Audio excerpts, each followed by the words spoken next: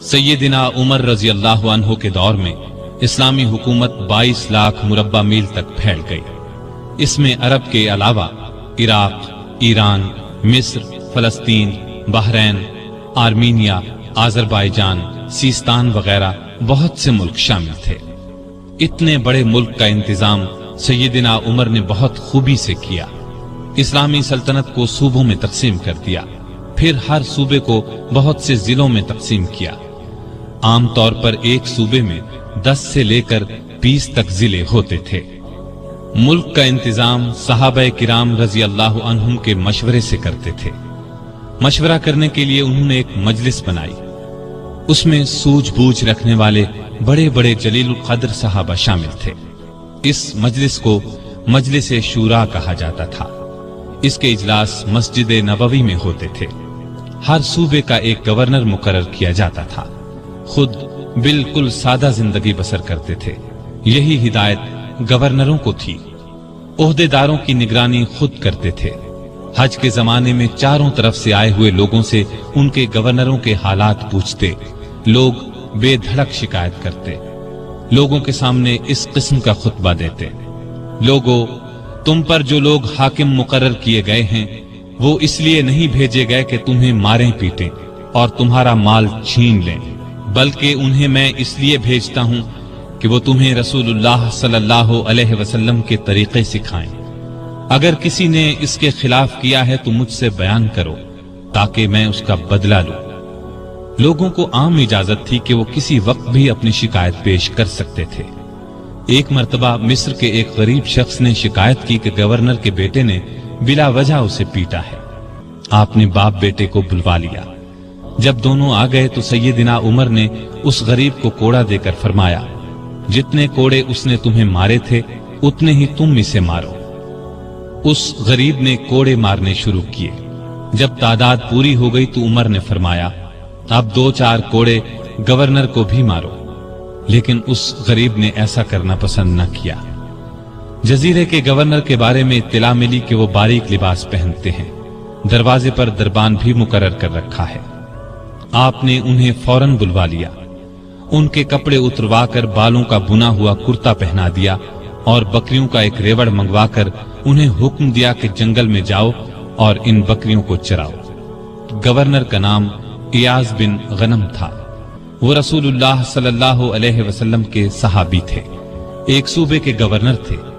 इसलिए जब उन्होंने कहा कि वो आइंदा ऐसा लिबास नहीं पहनेंगे तो उमर ने उन्हें मुआफ कर दिया और ओहदे पर वापस भेज दिया। इयाज बिन गनम जब तक जिंदा रहे मोटा लिबास पहनते रहे। फिर उन्होंने कभी बारीक लिबास पहना न दरवाजे पर दरबान रखा। खालिद बिन वलीद रजी अल्लाह अन्हु इस्लाम के बहुत बड़े जर्नैल थे। उन्होंने 20 लड़ाइयां लड़ी। बड़ी बड़ी हुकूमतों के लश्कर उनके मुकाबले में न ठहर सके। सैयदना उमर के जमाने में जब खालिद बिन वलीद फतूहात पर फतूहात हासिल कर रहे थे तो ऐन इस हालत में उमर ने उन्हें सिपाह सालारी से माजूल कर दिया। जब लोगों ने वजह पूछी तो उन्होंने फरमाया, मुसलमान ये ख्याल करने लगे थे कि ये फतूहात खालिद बिन वलीद की वजह से हो रही हैं, जबकि फतूहात हमें अल्लाह ताला की मेहरबानी से हो रही हैं। आपने अदल इंसाफ का बेहतरीन नमूना दुनिया को दिखाया। अल्लाह से डरने वाले काजी मुकर्रर किए, उनकी तनख्वाहें मुकर्रर की। उन्हें हुक्म दिया कि तमाम फैसले कुरान और हदीस के मुताबिक किए जाएं। कुरान और हदीस में हुक्म न मिले तो जिस राय पर आलिमों का इत्तिफाक हो उसके मुताबिक फैसला दिया जाए। उन्होंने कूफा में शुरैह को काजी मुकर्रर किया। उनके फैसले बहुत मशहूर हुए। अमीरुल मोमिनीन के खिलाफ भी फैसले दे देते थे। सैयदना अली ने भी उन्हें अपने दौर में काजी के ओहदे पर कायम रखा। कबीला गस्सान के बादशाह जबला ने इस्लाम कबूल कर लिया। वो हज करने के लिए आया। उसकी चादर पर एक गरीब बद्दू का पांव आ गया। उसने बद्दू को जोर से थप्पड़ दे मारा। बद्दू की नाक की हड्डी टूट गई। वो सैयदना उमर की खिदमत में हाजिर हो गया, इंसाफ का तलबगार हुआ। सैयदना उमर ने जबला को बुला भेजा। वो हाजिर हुआ तो आपने उसे कहा, तुमने इस गरीब मुसलमान से ज्यादती की है, लिहाजा बदला दो। ये गरीब तुम्हें उस जगह थप्पड़ मारेगा जिस जगह उसके मुंह पर थप्पड़ लगा है। हाँ, अगर तुम इससे मुआफी मांग लो और ये मुआफ कर दे तो और बात है। जबला ने कहा, मुझे एक दिन की मोहलत दी जाए ताकि मैं गौर कर सकूं। जबला को एक दिन की मोहलत मिल गई। वो वहां से फरार होकर शाम चला गया और दोबारा ईसाई मजहब इख्तियार कर लिया। एक मर्तबा हज के मौके पर एक शख्स ने गवर्नर की शिकायत की कि उसने मुझे बेकसूर 100 कोड़े मारे हैं। सैयदना उमर रज़ियल्लाहु अन्हु ने शिकायत दुरुस्त पाई तो हुक्म दिया, तुम भी इसे 100 कोड़े मारो। एक ईसाई किसान ने शिकायत की कि उसके खेतों से मुसलमान फौज गुजरी है जिससे उसका नुकसान हुआ है। आपने बैतुल माल से उसे 10,000 दिरहम देने का हुक्म दिया। सैयदना उमर फारूक ने आम लोगों को मना कर दिया कि वो शरीयत के किसी मसले पर अपना फैसला दें। इस काम के लिए उन्होंने फतवे जारी करने का महकमा कायम किया। फतवे देने वाले बुजुर्गों के नाम ये हैं: सैयदना उस्मान, सैयदना अली, सैयदना अब्दुर्रहमान बिन औफ, सैयदना उबय बिन काब, सैयदना मुआज बिन जबल, सैयदना ज़ैद बिन साबित, सैयदना अबू दरदा, सैयदना अबू हुरैरा रज़ियल्लाहु ताला अन्हुम। सैयदना उमर रज़ियल्लाहु ताला अन्हु ने पुलिस का महकमा कायम किया। रियाया की खबरगिरी रखने के लिए रातों को गश्त लगाया करते थे। मुल्क शाम के सफर से लौट रहे थे कि एक बुढ़िया नजर आई। उससे पूछा कि बड़ी भी उमर के बारे में कुछ मालूम है? वो बोली, हाँ, सुना है शाम गया हुआ है। अल्लाह उससे समझे, आज तक उसने मुझे फूटी कौड़ी तक नहीं दी। उसे मालूम नहीं मैं कितनी तंगी से गुजारा कर रही हूं। सैयदना उमर ने यह सुनकर फरमाया, बड़ी भी तुमने जाकर उमर को अपना हाल बताया? बुढ़िया ने कहा, अगर उसे रियाया का हाल मालूम नहीं तो खिलाफत क्यों करता है? सैयदना उमर फारूक रजी अल्लाह अन्हु ये सुनकर रो पड़े। फिर उससे पूछा, तुम क्या लेकर उमर को मुआफ कर सकती हो? उसने कहा, अगर मुझे 25 दीनार मिल जाएं तो मुआफ कर दूंगी। आपने उसी वक्त उसे 25 दीनार दे दिए। वो खुश होकर दुआएं देने लगी, अल्लाह उमर को मुआफ करे, उस पर अपनी रहमत नाजिल करे। बाद में सैयदना उमर रजी अल्लाह अन्हु ने उसका वजीफा मुकर्रर फरमा दिया। एक रात गश्त के दौरान में चंद बच्चों के रोने की आवाज सुनी। मालूम हुआ कि बच्चे भूखे हैं और मां ने उन्हें बहलाने के लिए हांडी में सिर्फ पानी डालकर आग जला रखी है। आप उसी वक्त खादिम असलम के साथ बैतुल माल गए। आटा, गोश्त, घी और खजूरें निकालकर खादिम से फरमाया, ये तमाम चीजें मेरी कमर पर रख दो। असलम ने अर्ज किया, आप क्यों तकलीफ करते हैं, मैं उठा लेता हूं।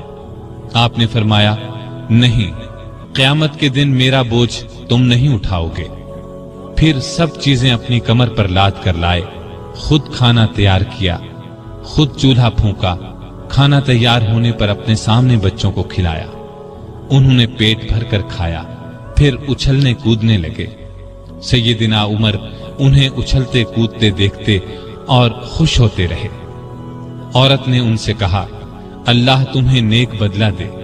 अमीरुल मोमिनीन बनने के लायक तो तुम हो, ना कि सैयदना उमर। सैयदना उमर फारूक रजी अल्लाह अन्हु ये सुनकर मुस्कुराए, फिर वापस मदीना आए और उस औरत का वजीफा मुकर्रर कर दिया। एक रोज शाम के वक्त मदीने के बाहर एक काफिला उतरा। सैयदना उमर ने अब्दुर्रहमान बिन औफ रजी अल्लाह अन्हु को साथ लिया और रात भर काफिले का पहरा देते रहे। एक काफिले में एक नन्हे बच्चे को रोते देखा तो उसकी मां पर नाराज हुए कि बच्चे को दूध क्यों नहीं पिलाती। वो आपको पहचानती नहीं थी। कहने लगी, अमीरुल मोमिनीन ने हुक्म दिया है कि जब तक बच्चे मां का दूध पीते रहें बैतुल माल से उनका वजीफा मुकर्रर न किया जाए। मैं इसका दूध छुड़ा रही हूं ताकि वजीफा लग जाए। ये है इसके रोने की वजह।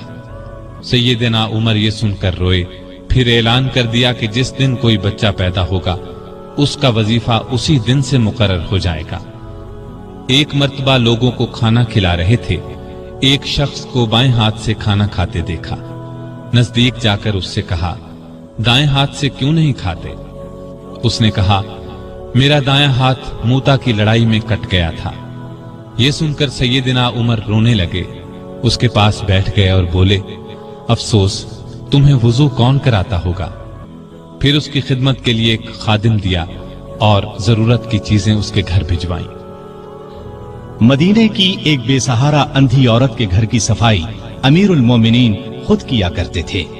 रसूलुल्लाह सल्लल्लाहु अलैहि वसल्लम के एक सहाबी सईद बिन यरबूक की आखिरी उम्र में बीनाई जाती रही। उनके लिए एक खादिम मुकर्रर किया जो उन्हें मस्जिद तक लाता था।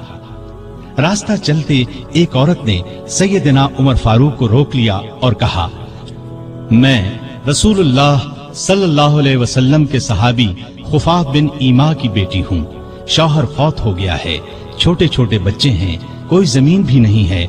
बच्चों को घर में छोड़कर मेहनत मजदूरी भी नहीं कर सकती कि बच्चों को कोई नुकसान न पहुंच जाए। हजरत उमर ने उसकी पूरी बात तवज्जो से सुनी और फरमाया, तुम थोड़ी देर यहीं ठहरो।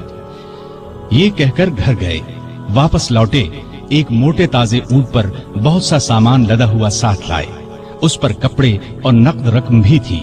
उस औरत से फरमाया, ये ऊंट ले जाओ, जब खत्म हो जाए तो बता देना। जिहाद पर जाने वाले मुसलमानों के घर वालों का बहुत ख्याल रखते थे। उनके घरों में जाकर उनकी औरतों से कहते, तुम्हें बाजार से कुछ मंगवाना हो तो मैं ला देता हूँ। बेवा औरतों का पानी भर देते। मुजाहिदीन के खत आते तो ये खत खुद उनके घरों में पहुंचाते। उनसे जवाब लेकर मुजाहिदीन को भिजवाते। बैतुल माल से हाजतमंदों को देते।